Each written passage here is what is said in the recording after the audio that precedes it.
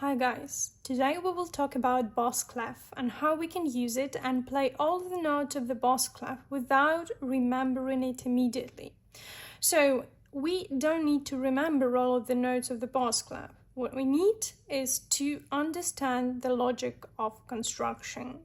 In that case, we will be able to move through all Bass Clef with confidence, but without memorizing mechanically.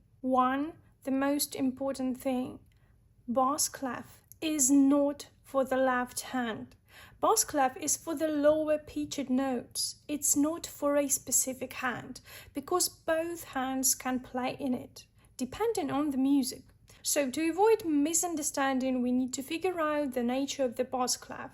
Bass Clef for lower pitched notes, not for a specific hand. Look here, because, for example, you can have this kind of situation one day if you play Beethoven. So, treble, Bass Clef, treble, treble, yeah? So, right hand, left hand, both hands playing in the treble clef. If you see something like this, bass, Bass Clef, bass and bass, for the right and for the left hand, it means that both hands playing on the left side of the keyboard. I think now it's more clear, so we can move on. One of the most wrong thing to do is to recognize notes by sheet music, because the logic of construction is based on the line on the staff and keyboard, but not on the sheet music. So we have 5 main staff lines, yeah? And we count the 5 main staff lines from the bottom up, meaning the bottom line is always the first one. This one, the first one, always. This one is 5th, always. 3rd line, 2nd, and 4th. So to understand the logic of construction, we need a reference note. We will take the note C on the first legend line above the staff. So this is 1, 2, 3, 4, 5. This is main lines, not legend lines. And this is C, the middle C, is always placed opposite you, is based on the first ledger line above staff. Middle C. We will be guided by it. So pay attention that we are only orienting ourselves by the white keys, not black, only white keys. And the main logic is notes that are on the lines are placed every other one. Yeah? So one more time. All the notes that are on the lines on the sheet music are placed every other one on the keyboard. If the middle C is on the line, yeah, this middle C, then the next note on the 5th line from the left or the 2nd ledger line from the right will be placed on the keyboard with one white key in between. Since we are moving from middle of the keyboard to bottom, yeah, the next line after the first ledger line above will be the 5th line. Let me show you. Middle C, yeah, the first ledger line above, like the next line 5th, the next 4th, 3rd, 2nd, first main line, and first legend line from the bottom. If the middle C is placed on the first legend line at the top, on the 5th line, with one key in between, be located A. Always. Then every other one of the 4th line will be located F. On the 3rd, D. And it's interesting, pay attention that this key in the middle main line is placed between 2 black keys. So in the Bass Clef, this line here, D, we can find it easily if we pay attention to these two black keys, because I think it's a really good association to use. Next, on the second line, B, on the first main, G. Then the ledger line starts again, and the logic of construction remains the same.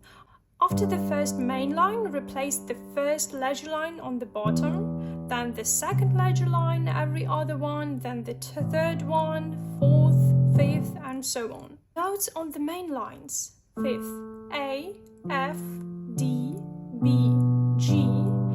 It's like anchors for us, yeah? It's our foundation. When we understand its logic, we can find notes which place between main lines. So, if we have to find note between third and fourth lines, first of all, we need to find these lines. To avoid getting confused, we start with the middle C, yeah? We know this one on the first ledger line on the top, that we move to fifth main line, every other one, then to fourth, and then third. So we look between third and fourth and see E. So the same will be every other notes between all the main lines. So you can create some notes as anchors. Yeah, the first main line of the bass clef is note G. Always, yes, it's always this one. Then D is third line between black keys, and fifth line is A. Always. You can just note for yourself that this one is not like G. You need, inside of your head, see the first line. You see that key, yeah? And in your head is like, yeah, okay, it's G. You think about it like G, key G, but it's the first line. You need to associate keys with the lines, not with the notes, with lines. For this note, this key, for you is always the first one, the first main line. Then second, third, fourth, and fifth. You can find on Pinterest, it's not mine illustration, you can find on Pinterest this image. And look here, this is our middle C. This one is our C, yeah? And here you can see the lines of the bass clef, middle C, then A, yeah? This, it's fifth, fourth, third, second, first main. So A, yeah, on the keyboard, our A is the fifth line. Then F, fourth, D, between two black keys, third line, B, second line, and G, the first main line. Yeah, so this is the first ledger line, the second ledger line, and third ledger lines. And now let's practice.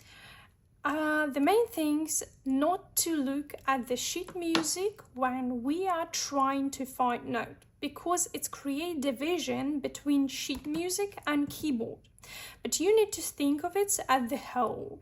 You need sheet music only to understand the replacement, but not as a way to find the note itself, because the moment you recognize note by the sheet music, you lose contact with the keyboard.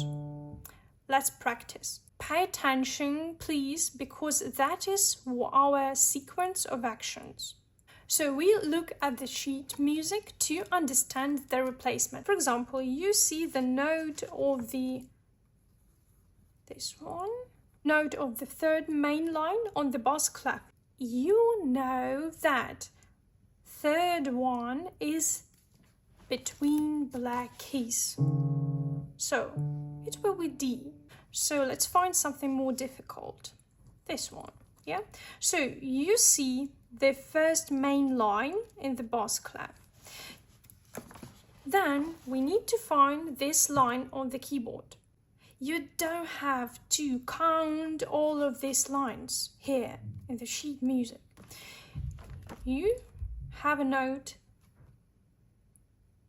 below the first one main line. You have a middle C as an anchor note, then fifth, fourth, third, second, first. You have a note a little bit lower than the first main line. You find the first main line is G, and then you can find your lower F.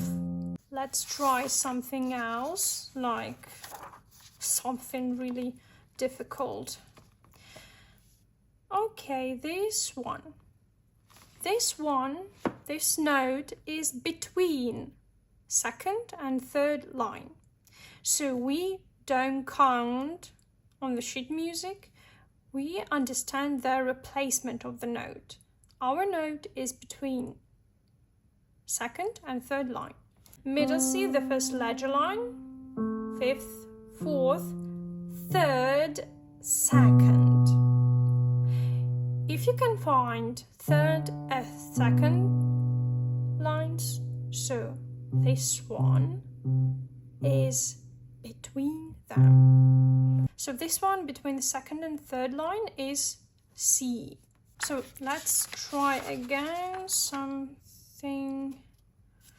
Okay, this one, the second line. You don't need to count on the sheet music. You understand the replacement on the second line.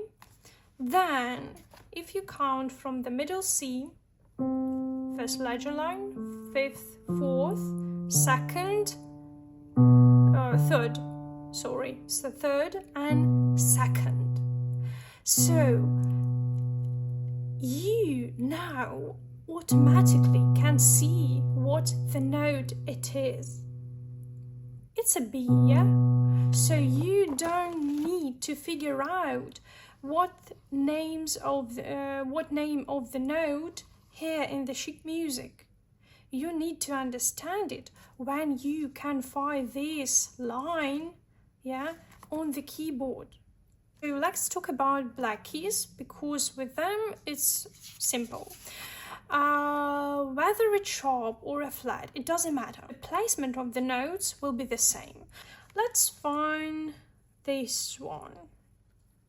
We can see note on the fourth line and it's sharp, yeah? First of all, we need to find our regular F. Our regular F, middle C, the first ledger line, fifth, fourth. So this is one, the natural F, our regular one, and only now we can alter it one semitone higher. It will be the black key to the right side, but the replacement will be the same. So look, this F on the fourth line, yeah, this one, can be, let's, natural, can be flat, can be sharp, can be regular one. This note is always will be replaced on the fourth line. So it can be F sharp, it can be F flat, it can be F natural. It's always will be placed on the same fourth line. Always. The difference is only on the keyboard. If you have like this one, yeah, on the third line, it's middle C, 5 regular, the first ledger line, fifth, fourth, third, our third line. So this is D regular, this is D flat, and it will be placed on the third line, but with the flat. And D sharp will be with with the sharp, but it will be placed on the third line. Always, like always, always, always. The difference is only on the keyboard. So we don't need to memorize note in the bass clef. We have to understand this logic of construction and follow it. To be honest, you need to recognize, count each note many times until it is fixed on the long-term memory. If you will label it, so you are voluntarily delaying memorization. To memorize, our brain needs to work. If you will move by the logic, you will be confident in note recognizing, even without memorizing it. So instead of memorizing notes, memorize the logic of construction. And remember that any skill needs time. You need your brain to work, but you need your brain to not be confused every time you want to find some note. You need a clear vision what you are doing when you need to find notes of the bass clef. So if you have any questions, you can write it down in the comments and I will necessarily check it. And guys, I wish you to be friend with the notes of the bass clef. I understand that first time it's very difficult because it takes effort, but with time it will be easier and easier and easier.